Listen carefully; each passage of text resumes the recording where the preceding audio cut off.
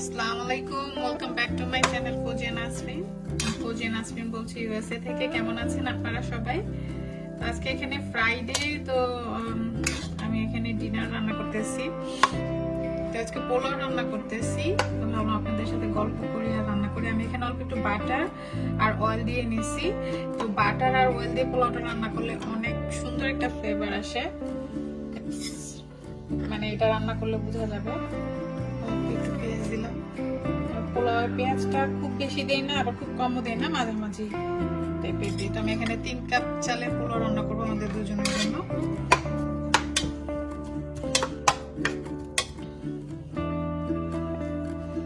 আর আস্ত এলাচ, তেজপাতা, আমি এলাচ বলছি, আর দিয়ে দিচ্ছি আস্ত দারচিনি আর তেজপাতা। আর এলাচটা আস্ত দিব না, আমি এলাচটা পাউডার করে রাখি সব সময়, তো এটা চাল দেওয়ার সময় দিয়ে দেব। এলাচের বাইটটা মুখে পড়লে খারাপ লাগে আমাদের, সেজন্য। আর এদিকে আমি অলরেডি গরুর মাংস বসাই দিছি। আজকে জংলি বিফ রান্না করতেছি। এই বিফটা আমি এর আগেও আমার কুরবানি মাংস রান্নায় দেখাইছিলাম রেসিপিটা। এইভাবে রান্না করলে অনেক মজা হয়। কোনো গরম মশলা ইউজ করি না এটার মধ্যে, গরম মশলা ছাড়াই। তো বিফটা কষাইতেছি ভালো করে।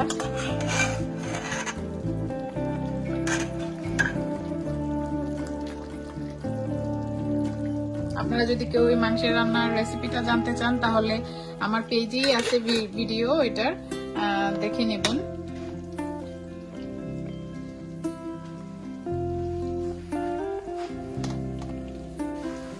আর আজকে আমি পায়েস রান্না করব একটু ডিফারেন্ট ওয়েতে, বাট সহজ ওয়ে। আর এটা একদম খেতে বাবুর্চিদের একদম স্পেশাল যে পায়েসটা হয়, ওরকম টাইপের হয়। বাট আপনি এভাবে রান্না করলে আপনার সময়ও বাঁচবে, আর হচ্ছে ইজি হবে আপনার জন্য রান্নাটা।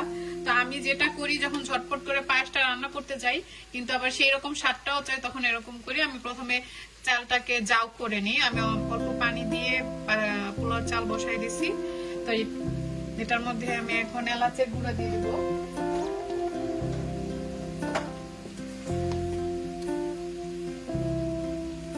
এটার মধ্যে এখন এলাচের গুঁড়া দিয়ে দিছি, আর কিছু দিব না।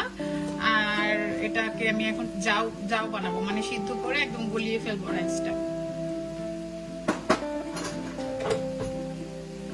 আর এদিকে পেঁয়াজটা পোলাওর জন্য আমি পুরো ভাজা ভাজা করবো না, যখন এরকম নরম হয়ে আসবে তখন আমি এটা আদা পেস্ট দিয়ে দিব। তো 3 কাপ চালের জন্য আমি এখানে 1 টেবিল চামচ আদা দিয়েছি। আমি কোনো রসুন দিব না, শুধু আদার পেস্ট দিই আমি পোলাওতে। পোলাওটা অনেক স্বাদ হয় এভাবে রান্না করলে। তারপরে অল্প একটু চিনি দিয়ে দিব। চিনির কথা শুনে কেউ ঘাবড়ায় যাবেন না, চিনি দিলে পোলার স্বাদটা বাড়ে। মশলার যে একটা মানে তেতো স্বাদ থাকে, ওই জিনিসটা আর থাকে না। আর হচ্ছে লবণ দিয়ে দিব আন্দাজ মতো। আমি এখন অল্প করে দিছি, চালটা দেওয়ার পরে আর একটু আমি দেখা তারপরে বাড়াবো লবণটা। চালের পানিটা ঝরায় রাখছিলাম, আমি এখন এটা দিয়ে দিব। পোলাও খুব সহজ একটা রান্না, কিন্তু এই সহজ রান্নাটারই অনেকে ভয় পায় মেজারমেন্টের কারণে, নষ্ট হয়ে যাবে কিনা এই কারণে। তো আমার আজকের ভিডিওটা তাদের জন্য। আমি ভাবলাম আমি আজকে পোলাও রেসিপি শেয়ার করি। অনেকেই আছে যে লাইক রাসেলও অনেক রান্না পছন্দ করে, কিন্তু পোলাও রান্না করতে গেলে পানির ব্যাপারটা সামলাইতে পারে না। ওর কাছে মনে হয় ও পারবে না, এজন্য করেও না।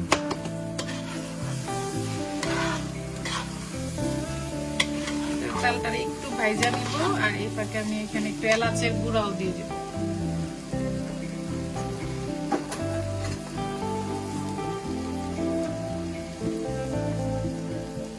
এলাচ এভাবে গুঁড়া করে রাখলে তরকারিতে দিলে বা যেকোনো কিছুতে দিলে স্মেলটাও খুব ভালো আসে, আবার হচ্ছে মুখেও লাগে না, খেতেও ভালো লাগে, সমস্যা হয় না, ফালানোও যায় না। এমনিতে আস্ত এলাচ দিলে তো আর ওটা খাওয়া হয় না, কিন্তু এটা তো খাওয়া হয়ে যায়। এটা নিজস্ব একটা ঔষধি গুণ আছে। তো যাই হোক, অনেক বেশি বকবক করতেছি। আমি এখন এই 3 কাপ চালে 3.5 কাপ পানি দিব। 3.5 কাপ পানি আমি একদম ঠান্ডা পানি দিব না, গরম করে দিব। তবে আগে পানিটা গরম করে ফেলি। তো চালটা ভাজা হইতে হইতে আমি এখানে ফিরনির মধ্যে জাস্ট অল্প একটু আধা চা চামচের মতো ঘি ফিরনির চালটার মধ্যে দিয়ে দিতেছি। ঘিটা দিলে সুন্দর একটা মানে ফ্লেভার আসে, টেস্টটাও খুব ভালো হয়, আর একটার সাথে আর একটা চাল গায়ে গায়ে লেগে থাকে না, শাহি একটা ভাব আসে।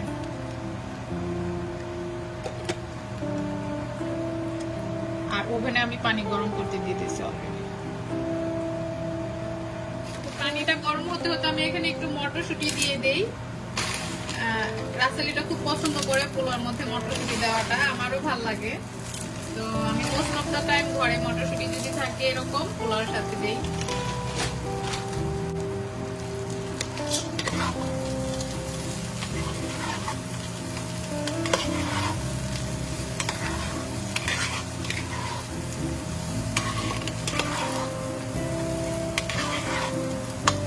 আর দেব আস্তা কাঁচা মরিচ।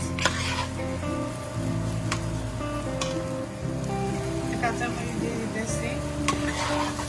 কাঁচামরিচ আস্ত দিলে দেখা গেছে এটা যে ফ্লেভারটা আসে ওইটাই অনেক ভালো লাগে পোলাওতে।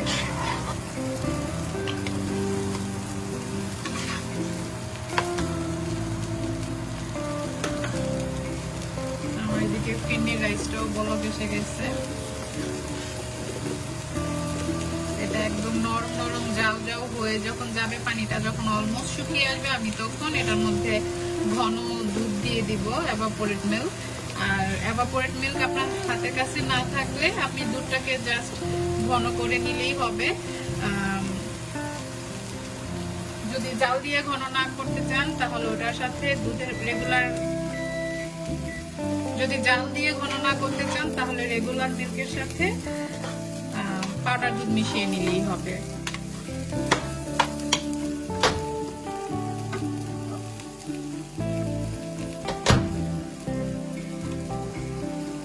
আমি এখানে একদম গরম পানি দিয়ে দিতেছি 3.5 কাপ। 3 কাপ চালে 3.5 কাপ গরম পানি দিছি। 3.5 কাপ এই কারণে দিছি, আমি আধা কাপ দুধ দিব। আর আপনারা যদি দুধ না দিতে চান 4 কাপ পানি দিলেই হবে।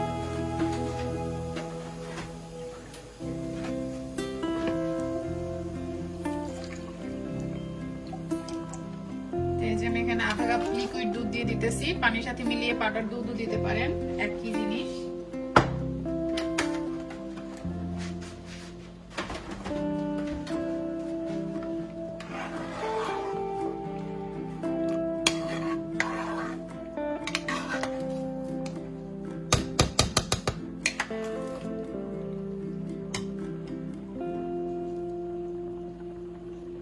ওকে, এখন হলো লবণ আন্দাজ করার পালা। পানিটা দেওয়ার পরে লবণটা তো এতক্ষণ আমি চাল ভাজার সাথে গলে গেছে।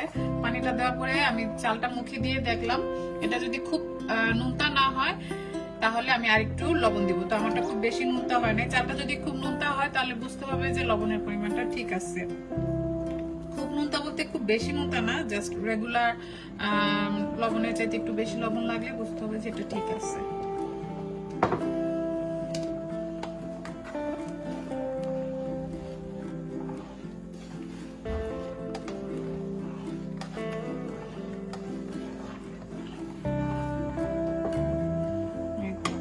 চালের পানিটা একটু কটা কটা হলে মানে বোঝা যাবে যে এটা ব্যালেন্স হয়ে যাবে। চালটা ছিটলে একদম লবণ পারফেক্ট হবে। জাস্ট আপনি যেই পরিমাণ লবণ খান ওইটার থেকে একটু 2 মাত্রা বেশি হলেই হবে।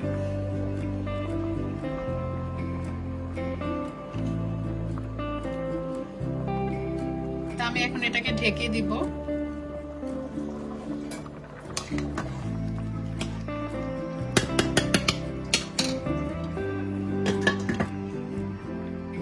ঢেকে একদম 20 মিনিট এভাবে দমে রাখবো, আর উঠাবো না, ঢাকনা একবারও উঠাবো না, তাহলে চালগুলো একদম ইভেন ভাবে সিদ্ধ হবে, একটা কাঁচা একটা সিদ্ধ এরকম থাকবে না। 20 মিনিট পরে আমি চুলা বন্ধ করে দিতে পারবো, আর তারপরে চালগুলো নিয়ে দিলেই হয়ে যাবে।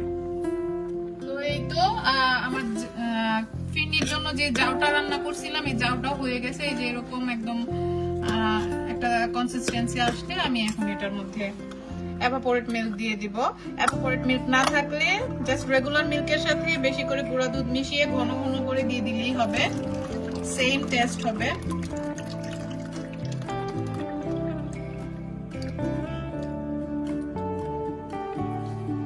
আমি এখানে 2টা ক্যান নিতেছি। একটা ক্যানে কতটুকু থাকে, 354 ml থাকে।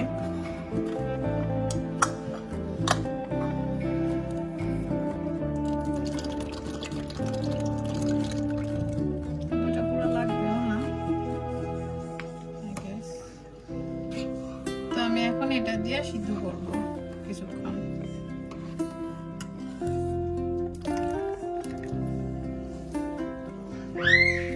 এটা ঘন হয়ে আসলে তারপর আমি এটাতে কনডেন্স মিল্ক দিয়ে দিব। তো এই যে আমি একটু নাড়তেছি বলক আসার আগ পর্যন্ত, নাহলে দুধ দেখা গেছে যে লেগে যায় নিচে দিয়ে, যাতে ধরে না যায়, সেজন্য বলক আসলে আমি চুলাটা কমিয়ে দিব ঘন হওয়া পর্যন্ত। আমি কিন্তু কোনো চিনি দেই নাই এখনো, আমি চিনি আজকে দিব না, আমি কনডেন্স মিল্ক ব্যবহার করি যদি বাসায় থাকে, নাহলে চিনি দেই, বাট চিনিটা আমি শেষের দিকে দিই একদম ওঠানোর আগে।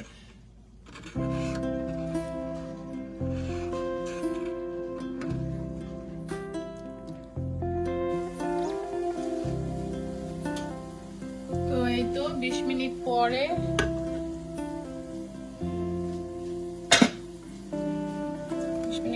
জাস্ট চালটা নেড়ে নিলেই হবে। এরপরে চাইলে দমে রাখতে পারেন, না রাখলেও চলবে, বাট পোলাও হয়ে গেছে, একদম ঝরঝরা একটা পোলাও হয়েছে। যদি কেউ পুরানো পোলাও চাল ইউজ করেন তাহলে আর আধা কাপ পানি বা দুধ একটু বাড়াই দিলেই হবে, বাট এর চেয়ে বেশি দিলে আবার লেটকা হয়ে যাবে, নরম হয়ে যাবে চালটা। একদম সুন্দর ঝরঝরে একটা পোলাও হয়েছে। সেইভাবে ট্রাই করে দেখবেন। আর পাশের চুলায় আমার ক্ষীর হচ্ছে এখনো, আমি জাস্ট চুলাটা সুইচ করছি। তো এই তো একটু পরে ক্ষীরটা হয়ে গেলে আমরা এখন ডিনার করবো আর কি। আজকে আমি বেসিক্যালি পোলাও রেসিপিটা শেয়ার করার জন্যই ভিডিওটা করছি। অনেকেই আছে যে পোলাওয়ে পানি দেওয়া নিয়ে একটু কনফিউশনে থাকে, তো আজকের ভিডিওটা তাদের জন্য। হোপফুলি ভালো লেগেছে। যদি ভালো লেগে থাকে please like, comment, share and subscribe করতে ভুলবেন না আমার চ্যানেলটি। ভালো থাকবেন আপনারা সবাই। আল্লাহ হাফিজ।